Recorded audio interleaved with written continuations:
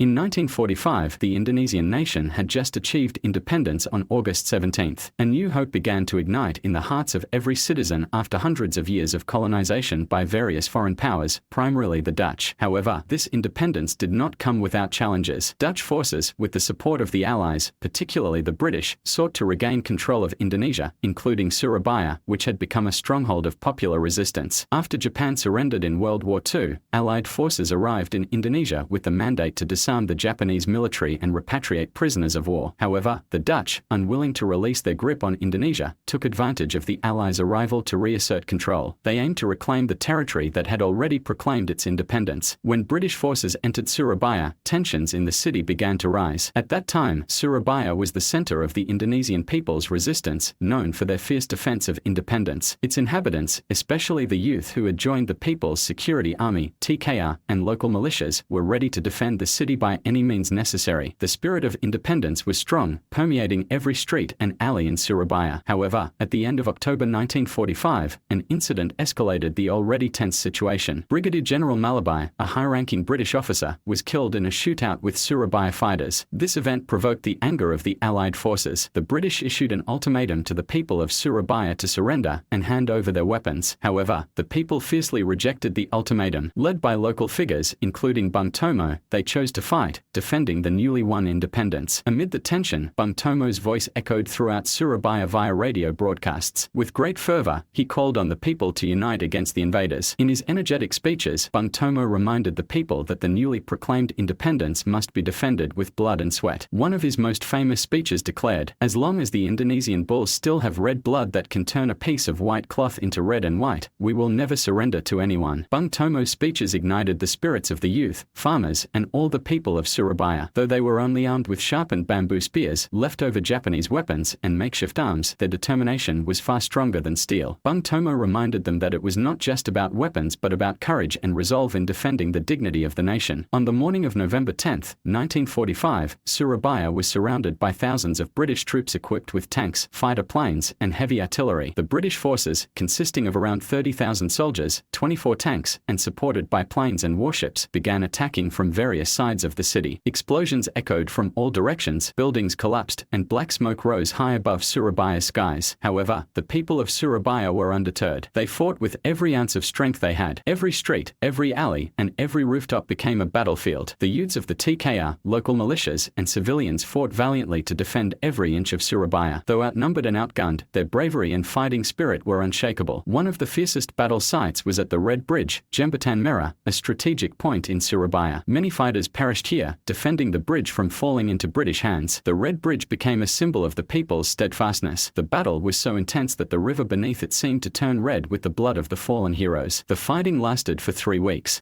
The city of Surabaya was devastated by relentless attacks from the British forces. Thousands of homes and buildings were burned down, leaving ruins scattered along the streets. The entire city seemed to transform into a vast battlefield. It is estimated that around 16,000 fighters and civilians from Surabaya died in the battle. On the British side, approximately 2,000 soldiers were killed, but they managed to take control of the city after a bloody struggle. Though Surabaya eventually fell to the British forces, the people's resistance had a profound impact on Indonesia's fight for independence. This battle opened the world's eyes to the fact that the Indonesian people would not easily surrender to their colonizers.